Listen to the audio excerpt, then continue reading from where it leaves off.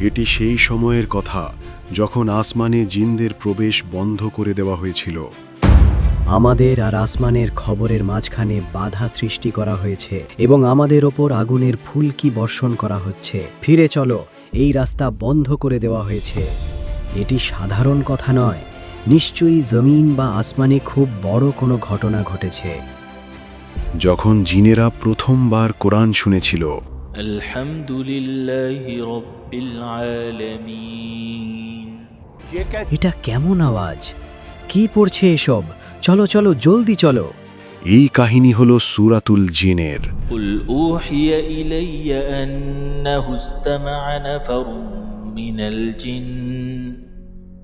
একটা সময় ছিল যখন জিনেরা আসমানের উচ্চতা পর্যন্ত গিয়ে ফেরেশতাদের কথাবার্তা শুনে নিত এবং তারপর তারা এসব খবর জাদুকর আর জ্যোতিষীদের কাছে পৌঁছে দিত।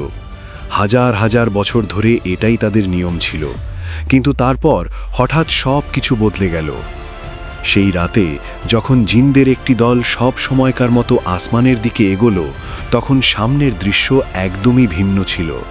যেই না তারা আসমানের সীমানার কাছে পৌঁছালো, হঠাৎ আসমান থেকে আগুনের শিখা বর্ষণ হতে লাগল। হাজার হাজার সংখ্যায় অত্যন্ত ভয়ঙ্কর উল্কাপিণ্ড তাদের ধাওয়া করছিল। এসব কি হচ্ছে? আমাদের আগে কখনো এভাবে আটকানো হয়নি। ফিরে চলো, এই রাস্তা বন্ধ করে দেওয়া হয়েছে। তারা প্রাণ বাঁচিয়ে সঙ্গে সঙ্গে জমিনের দিকে ফিরে গেল। যখন এই জিনেরা তাদের কাউমের কাছে পৌঁছালো, পুরো গোত্র জমায়েত হয়ে গেল। সবার চেহারায় একটাই প্রশ্ন, কি হয়েছে? তোমরা আসমান থেকে খালি হাতে কেন ফিরলে? আমাদের আর আসমানের খবরের মাঝখানে বাধা সৃষ্টি করে দেওয়া হয়েছে, আর আমাদের ওপর আগুনের শিখা বর্ষণ করা হচ্ছে। পুরো কাউমে নিস্তব্ধতা নেমে এলো। তারপর এক বয়স্ক জিন বলল, এটি সাধারণ কথা নয়, নিশ্চয়ই জমিন বা আসমানে খুব বড় কোনো ঘটনা ঘটেছে। জিনদের সর্দাররা নিজেদের মধ্যে পরামর্শ করল এবং অবশেষে এই সিদ্ধান্ত হল, পূর্ব থেকে পশ্চিম পর্যন্ত ছড়িয়ে পড়ো, জমিনের প্রতিটি কোণায় যাও আর খোঁজ নাও যে শেষে সেই কোন ঘটনাটি ঘটেছে যা আসমানের দরজা বন্ধ করে দিয়েছে। এই নির্দেশ পেতেই জিনদের দল জমিনের কোণায় কোণায় ছড়িয়ে পড়ল। এই জিনদেরই একটি দল আরবের মরুভূমির দিকেও বেরিয়ে পড়ল। তারা রাতের শেষ প্রহরে মক্কা মুকাররমার কাছে নাখলা উপত্যকা দিয়ে যাচ্ছিল। সেই বিরান ভূমিতে দূর দূরান্ত পর্যন্ত কাউকে দেখা যাচ্ছিল না। হঠাৎ তাদের কানে একটি আওয়াজ ভেসে এলো, আলহামদুলিল্লাহি রাব্বিল আলামিন। অত্যন্ত সুন্দর এবং হৃদয়স্পর্শী আওয়াজ। সব জিন নিজের জায়গায় থেমে গেল। আর রহমানির রহিম মালিকি ইয়াউমিদ্দিন। এটা কেমন আওয়াজ? কে পড়ছে এসব? চলো চলো, জলদি চলো। তারা যখন আওয়াজটি অনুসরণ করল, তখন দেখল যে কয়েকজন মানুষ হাত বেঁধে সারিবদ্ধভাবে দাঁড়িয়ে আছে, আর তাদের সবার সামনে থাকা এক ব্যক্তি সেই কালাম পাঠ করছিলেন। ইয়াকা না'বুদু ওয়া ইয়াকা নাস্তাঈন। জিনেরা অবাক হয়ে এই দৃশ্য দেখতে লাগল। সেই আওয়াজ অন্য কারো নয়, বরং আমাদের প্রিয় নবী রাসূলুল্লাহ সাল্লাল্লাহু আলাইহি ওয়াসাল্লামের ছিল। হুজুর ফজরের নামাজে কোরআন তেলাওয়াত করছিলেন এবং তার সাথে সাহাবায়ে কেরাম উপস্থিত ছিলেন। আসলে নাখলা উপত্যকা থেকে একটু সামনে উকাজ নামে আরবের একটি বিখ্যাত বাজার ছিল। রাসূলুল্লাহ সাল্লাল্লাহু আলাইহি ওয়াসাল্লাম সাহাবায়ে কেরামকে নিয়ে সেই উকাজ বাজারের দিকে যাচ্ছিলেন। এমন সময় রাত হয়ে যায়, তাই তিনি নাখলা উপত্যকায় অবস্থান নেন, আর এখন তিনি সাহাবীদের সাথে ফজরের জামাত আদায় করছিলেন। জিনেরা অবাক হয়ে কোরআন শুনছিল। ইহদিনাস সিরাতাল মুস্তাকিম সিরাতাল্লাযীনা আন'আমতা আলাইহিম। প্রতিটি আয়াতের সাথে তাদের হৃদয় বদলে যাচ্ছিল। সেই কালাম রুহের ভেতর পর্যন্ত গেথে যাচ্ছিল। গায়রিল মাগদুবি আলাইহিম ওয়ালাদ-দাল্লিন। তাদের অন্তর সাক্ষ্য দিচ্ছিল যে এটাই সত্য। তারা বুঝতে পেরেছিল যে আসমান বন্ধ হওয়ার আসল কারণ এই কালামই ছিল। কোরআন শোনার পরপরই সেই জিনেরা তাদের কওমের দিকে ফিরে গেল। বলো, কি জানতে পারলে? আমরা সেই জিনিস পেয়ে গেছি যার কারণে আসমান বন্ধ হয়েছে। আমরা এক বিস্ময়কর কালাম শুনেছি যা সরল পথ দেখায়। আমরা এর উপর ঈমান এনেছি এবং এখন আমরা আমাদের পরওয়ারদিগারের সাথে ইবাদতে কাউকে কখনোই শরিক করব না। আর এভাবেই সেই সব জিন মুসলমান হয়ে গেল। অন্যদিকে নবী আকরম সাল্লাল্লাহু আলাইহি ওয়াসাল্লাম এই আশ্চর্যজনক ঘটনার কথা এখনও জানতেন না, কিন্তু তারপর আল্লাহ তাআলা তার নবীর ওপর সূরা জিনের এই আয়াতগুলো নাজিল করলেন। قل أوحي إلي أنه استمع نفر من الجن فقالوا إنا سمعنا قرآنا عجبا। হে নবী, বলে দিন, আমার কাছে ওহী এসেছে যে জিনদের একটি দল কোরআন মনোযোগ দিয়ে শুনেছে এবং তাদের কওমের কাছে গিয়ে বলেছে যে আমরা এক বিস্ময়কর কোরআন শুনেছি যা সঠিক পথের দিকে পথ প্রদর্শন করে, তাই আমরা এর ওপর ঈমান এনেছি, আর এখন আমরা আমাদের পরওয়ারদিগারের সাথে ইবাদতে কাউকে কখনোই শরিক করব না। একটি যুগ ছিল যখন আরবের লোকেরা মরুভূমির দীর্ঘ এবং বিপজ্জনক সফর করত। যখন সূর্য অস্ত যেত এবং কাফেলার কোনো জনশূন্য উপত্যকা বা বিরান মরুভূমিতে রাত কাটাতে হতো, তখন কাফেলার সর্দার উঁচু আওয়াজে বলতো, হে এই উপত্যকার সর্দার জিন, আমরা তোমার আশ্রয় প্রার্থনা করছি, তোমার অনিষ্ট থেকে এবং তোমার সঙ্গীদের অনিষ্ট থেকে আমাদের বাঁচাও।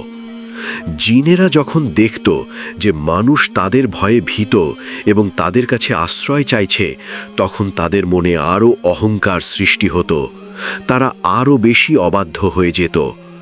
দেখো, মানুষ আমাদের ভয় পায়, তারা আমাদের আশ্রয়ের মুখাপেক্ষে, আমরা তাদের চেয়ে বেশি শক্তিশালী।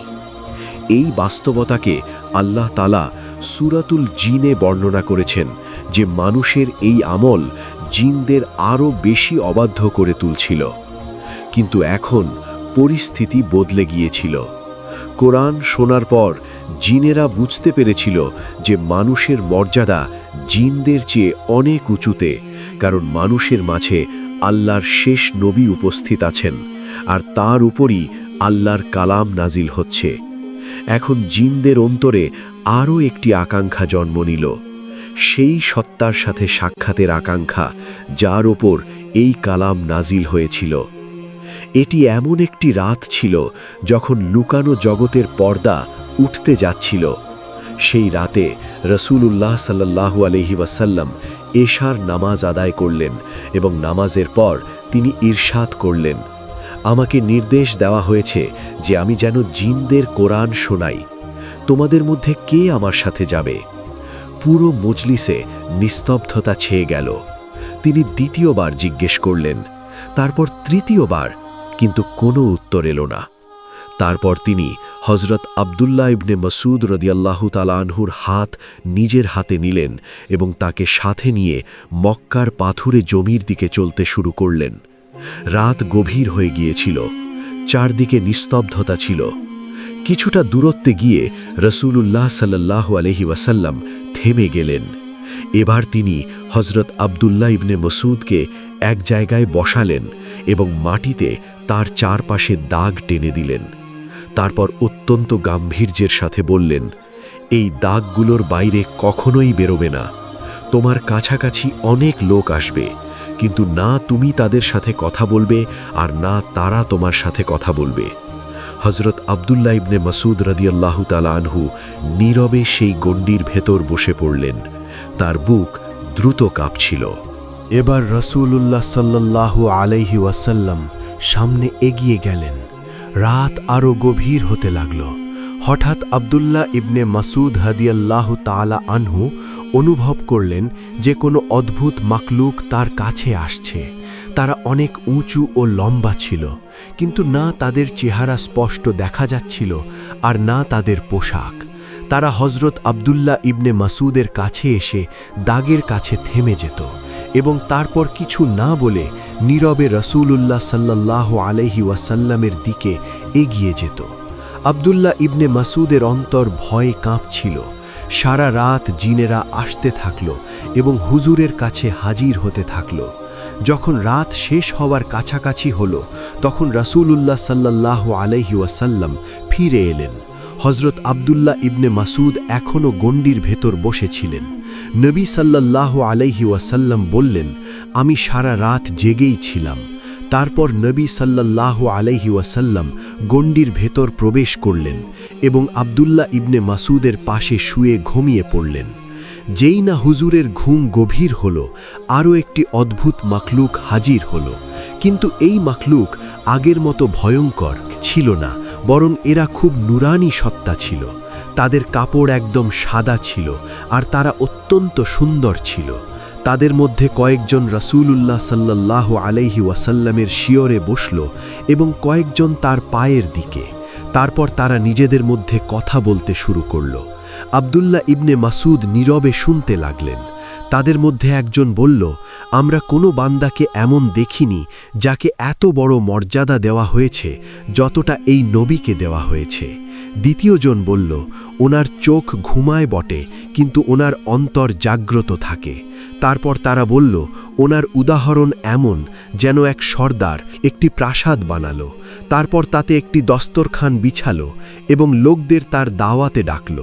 যে দাওয়াত কবুল করল তার লাভ হল, আর যে দাওয়াত কবুল করল না সেই সর্দার তাকে শাস্তি দেবে। এ কথা বলে তারা সবাই উঠল এবং চলে গেল। তাদের যাওয়ার পরপরই রাসূলুল্লাহ সাল্লাল্লাহু আলাইহি ওয়াসাল্লাম জাগ্রত হলেন। নবী সাল্লাল্লাহু আলাইহি ওয়াসাল্লাম বললেন, তুমি কি শুনেছ তারা কি বলেছে এবং তুমি কি জানো এরা কারা ছিল? আবদুল্লাহ ইবনে মাসুদ আর্জ করলেন, আল্লাহ এবং তার রাসূল বেশি ভালো জানেন। নবীজি বললেন, তারা ফেরেশতা ছিল, আর তারা যে উদাহরণ বর্ণনা করেছে তা খোদায়ে রহমানের ছিল। আল্লাহ তাআলা জান্নাত বানিয়েছেন আর নিজের বান্দাদের জান্নাতের দাওয়াত দিয়েছেন। যে দাওয়াত কবুল করল সে জান্নাতে প্রবেশ করল, আর যে দাওয়াত কবুল করল না তাকে আযাবে ফেলে দেওয়া হবে। এমনই আরেকটি রাত ছিল যে সম্পর্কে সাহাবায়ে কেরাম বলেন যে এটি তাদের জীবনের সবচেয়ে ভয়ঙ্কর রাত ছিল। হজরত আবদুল্লাহ ইবনে মাসুদ রাদিয়াল্লাহু তাআলা আনহু বলেন যে এক রাতে আমরা রাসূলুল্লাহ সাল্লাল্লাহু আলাইহি ওয়াসাল্লামের সাথে ছিলাম। হঠাৎ আমরা অনুভব করলাম তিনি আমাদের মাঝে উপস্থিত নেই। আমরা ঘাবড়ে গেলাম এবং সাথে সাথে তার খোঁজ শুরু করে দিলাম। উপত্যকায় খুঁজলাম, গিরিখাত আর পাহাড়ি রাস্তায় দেখলাম, কিন্তু হুজুরকে কোথাও দেখা গেল না। আমাদের অন্তরে নানা ধরনের চিন্তা আসতে লাগল। হুজুরকে তুলে নিয়ে যাওয়া হলো না তো? কোথাও কোনো শত্রু ক্ষতি তো পৌঁছায়নি?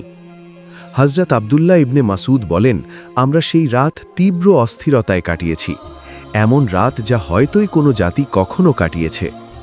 যখন সকাল হলো তখন হঠাৎ আমরা দেখলাম যে রাসূলুল্লাহ সাল্লাল্লাহু আলাইহি ওয়াসাল্লাম গারে হীরার দিক থেকে আসছেন। আমরা দৌড়ে কাছে গেলাম এবং আরজ করলাম, ইয়া রাসূলুল্লাহ সাল্লাল্লাহু আলাইহি ওয়াসাল্লাম, আমরা আপনাকে সারা রাত খুঁজেছি আর খুব ভয়ের মধ্যে রাত কাটিয়েছি। তখন রাসূলুল্লাহ সাল্লাল্লাহু আলাইহি ওয়াসাল্লাম সত্য ঘটনা বর্ণনা করলেন। নবী সাল্লাল্লাহু আলাইহি ওয়াসাল্লাম বললেন, আমার কাছে জিনদের তরফ থেকে একজন বার্তা নিয়ে এসেছিল, আর আমি তার সাথে গিয়েছিলাম। আমি জিনদের সামনে কোরআন তেলাওয়াত করেছি। তারপর হুজুর আমাদের তার সাথে নিয়ে গেলেন আর বললেন, এই দেখো, এগুলো তাদের পায়ের ছাপ, আর এগুলো তাদের আগুনের নিশানা। সাহাবারা জমিনে সেই নিশানা নিজেদের চোখে দেখলেন। রেওয়ায়াতে আসে যে জিনেরা নবী আকরামের সাথে অনেক সাক্ষাৎ করেছে আর আপনার কাছ থেকে দ্বীন শিখেছে, যা থেকে বোঝা যায় যে কোরআন শুধু মানুষের জন্য নয়, বরং জিনদের জন্য হেদায়াত, এবং মুহাম্মদুর রাসূলুল্লাহ সাল্লাল্লাহু আলাইহি ওয়াসাল্লাম শুধু মানুষের নন, বরং জিনদেরও রাসূল। ভিডিওটি সম্পূর্ণ দেখার জন্য ধন্যবাদ। যদি আপনার সাথেও কখনো জিন সম্পর্কিত কোনো ঘটনা ঘটে থাকে তবে কমেন্টসে অবশ্যই জানাবেন। ভিডিওটি লাইক এবং শেয়ার করুন। আমাকে বিদায় দিন। আল্লাহ হাফেজ। আলহামদুলিল্লাহ, এই ছিল আজকের গল্প। আশা করি এই গল্প থেকে আমরা সবাই শিক্ষা নেব আর আমাদের ঈমান আরও দৃঢ় হবে ইনশাআল্লাহ। যদি গল্পটি ভালো লেগে থাকে তাহলে ভিডিওটিতে একটি লাইক দিন, আর এমন অনুপ্রেরণাদায়ক ইসলামিক গল্প শুনতে আমাদের চ্যানেলটি সাবস্ক্রাইব করুন। মন্তব্যে লিখে জানান পরের গল্পে আপনি কি শুনতে চান। পরবর্তী ভিডিওতে আবার দেখা হবে। ততদিন পর্যন্ত আল্লাহ হাফেজ।